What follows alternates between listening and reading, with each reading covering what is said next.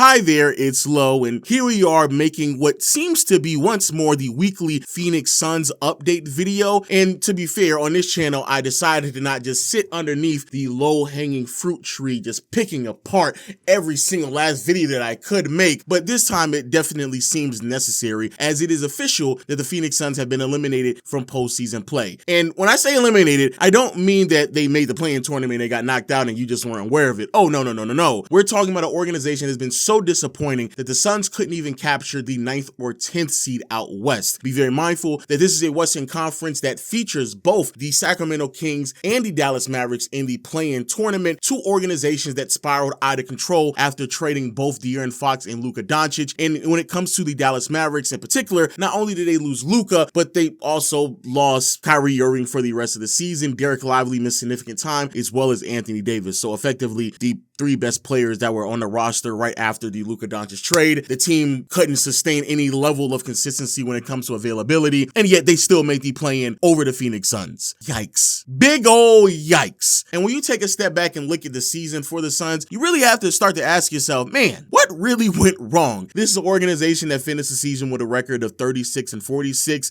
with a top 10 offense, to be fair. However, a defense that was so pitiful that it finished 28th in the NBA. And as someone who went back to watch the last month of meaningless basketball out in Phoenix, I'm here to tell you that that defensive rating does not even come close to the lack of effort that I saw from this team for the better part of the last, 20 games of the regular season from this organization. It was pitiful, really hard hoops to watch. And of course, this then kind of positions us into what is next for the Phoenix Suns. I feel like a lot of the noise that's been going on out in Phoenix really does distract you from the much bigger problem with this organization. And it's probably the biggest reason why I didn't deem it necessary to make video after video after video with all of the news that was coming out with this team, and really wanted to focus on the bigger issue, the bigger problem that even I have been hinting at for the past couple of months now. And it seems like more and more people are starting to grasp at it. And everything else, quite frankly, is nothing more but a distraction or even an excuse for this terrible season without addressing the major concern. And the reason why I say that is because all of the things that people have been talking about, in all honesty, will not change what's going on out in Phoenix. For example, head coach Mike Budenholzer lost his job earlier this week, or maybe it was late last week, but he ended up losing his job, which in and of itself was a very interesting talking piece. This is a team that now has ran through 3 head coaches in 3 years, while Budenholzer, in all honesty, was probably their best head coach that they had seen in quite some time. Now, to be fair to Phoenix, when you put yourself in a situation where you don't really have that much flexibility when it comes to the roster, you kind of have no other choice but to look at your head coach and make a decision. And on top of that, it was very clear that Budenholzer had lost his feel and his voice in that locker room. Very prevalent and obvious when you watch them play. Once more defensively, wasn't giving any effort whatsoever. But then, of course, all of the news that broke after the season concluded, in particular, Coach Bud's relationship with Bradley Beal, further pushed this idea that Bud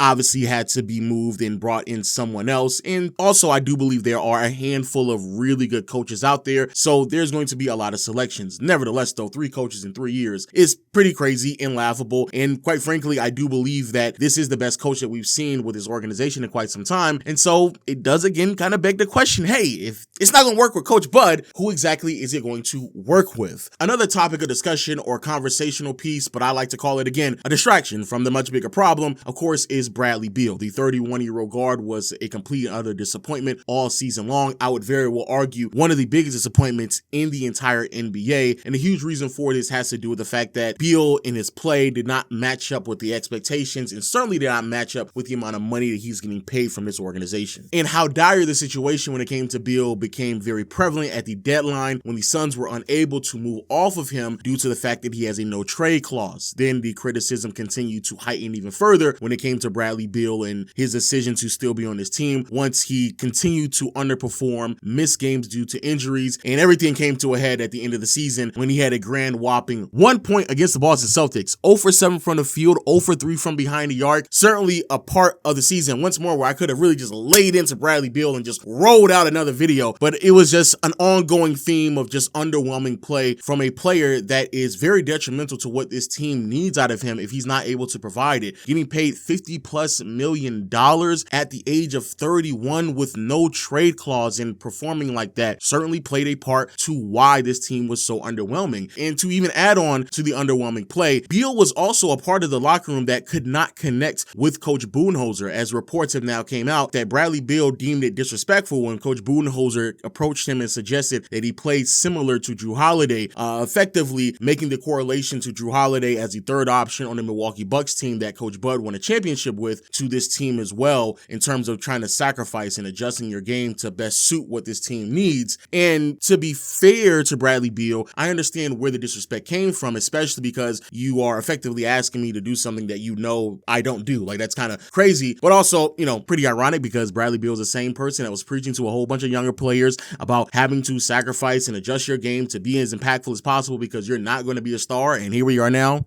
You know, Bradley Beal, you're not a star anymore. So that's the type of player that you're going to have to be, making a lot of adjustments and sacrifices. But nevertheless, the lack of impact from Beal has been there from start to finish, and him being untradeable effectively has made things very, very difficult for what this team could or could not do in terms of roster construction, which then brings us to the whole Kevin Durant situation, where again, this is really, really bad. And I'm not trying to undermine the impact that this had on this team this year. However, once more, I just feel like this is a distraction to a much bigger problem, right? KD, the Suns attempted to trade him at the deadline after failing to move Bradley Beal due to his unwillingness to waive his no trade clause. Durant caught wind of it without him knowing, X'd the whole transaction because he didn't want to get traded in the middle of the season. Quick sidebar, the Phoenix Suns have now openly, or maybe not openly, privately admitted, but it kind of got leaked. You know how these things work, but effectively admitted that the whole idea of trying to trade KD without him knowing was a massive mistake and played a huge role in losing the locker room, or kind of just losing the trust for a lot of the players on that team. And, you know, Durant decided to be a professional and continue to go out there, but at the end of the day, you kind of just lost it. And to compound all of this were the missed games from Durant. We're talking about an organization and a team that already struggling in the talent department. They certainly weren't going to be able to weather the storm when Durant was unable to play games, and it became even more prevalent towards the tail end of the season when Durant was sidelined for the remainder of the season dealing with an ankle injury. So yes, all of these things were issues, they were problems, and they certainly played a role to where we are today when it comes to the Phoenix Suns. However, I always ask this question: would any of these things change, or at least significantly change, the outcome of the season for the Suns? And I keep telling myself, not really. Because at the end of the day, bro, the Phoenix Suns is just an incomplete, flawed roster that over-leveraged themselves with their big three and put themselves in a position that lacked defense, lacked depth, lacked athleticism, and was redundant with the playing style with their three best players that they decided to over-leverage themselves with. And I think the bigger problem here and the bigger issue that I've been alluded to is not necessarily concerning themselves on what they're going to do next with Kevin Durant during the offseason, what they're going to do next in terms of a head coach, what they're going to do next with Bradley Beal. In my opinion, we are now at this point where what are they going to do next with Devin Booker, or at least what is Devin Booker going to do next in terms of his tenure with the Phoenix Suns? Now, to be fair to my Suns fans out there, after several really bad games towards the end of the season, Booker has came out and made pretty clear and prevalent that he is willing to stay on his team. He doesn't want to leave. He wants to stick this out. He feels as if like he's a Phoenix Suns for life. He's a lifer here with his team. However, I do find some of his other quotes even more interesting, in particular the one about him not willing to go through another rebuild. And then there was another quote about how he was pretty open and transparent about the idea, or at least accepting the idea, of how close they were to winning a championship just a handful of years ago. And fast forward to where we are right now, and they can't even get into the play-in, which I believe when you have a player that is that open and honest with their ability to kind of reflect on how the years have transpired, and then kind of then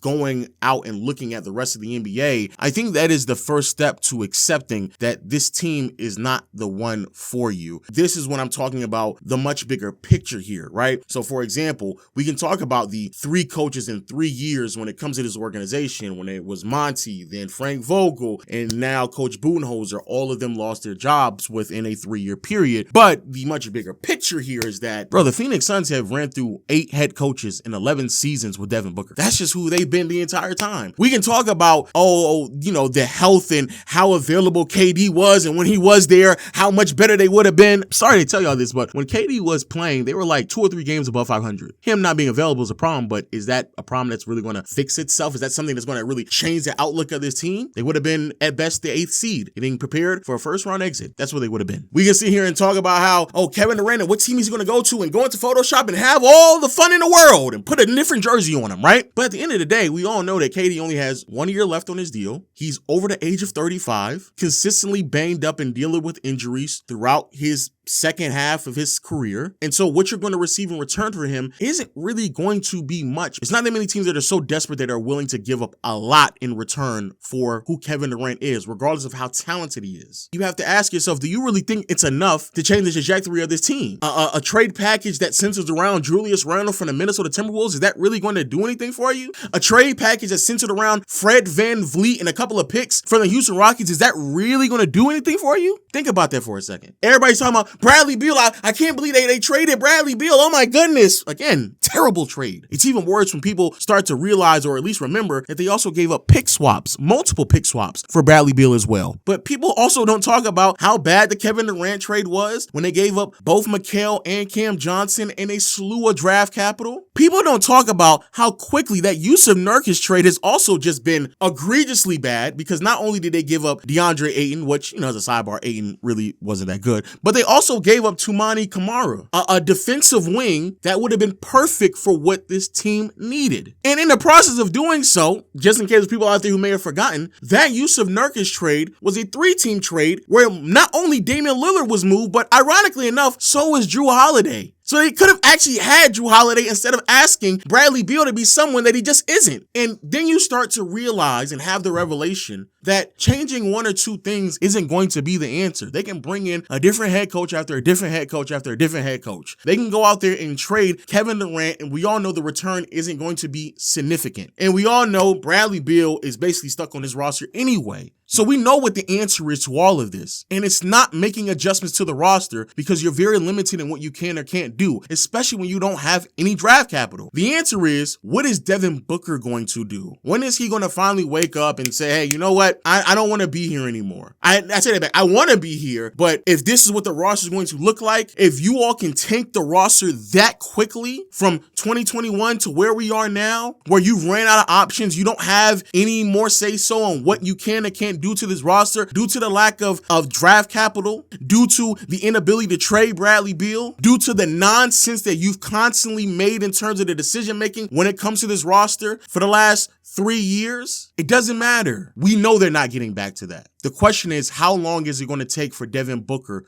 to realize that? Because the day that happens is the day that this team will have no other choice but to hit the restart button and start trading away Devin Booker. And like I've said for the past couple of months, that is also the day that everybody else in the NBA is properly preparing for. But that is my time. Let me know your thoughts in the comment section below. Hit the subscribe button, notification bell. And until next time, I'll see you all later. Peace.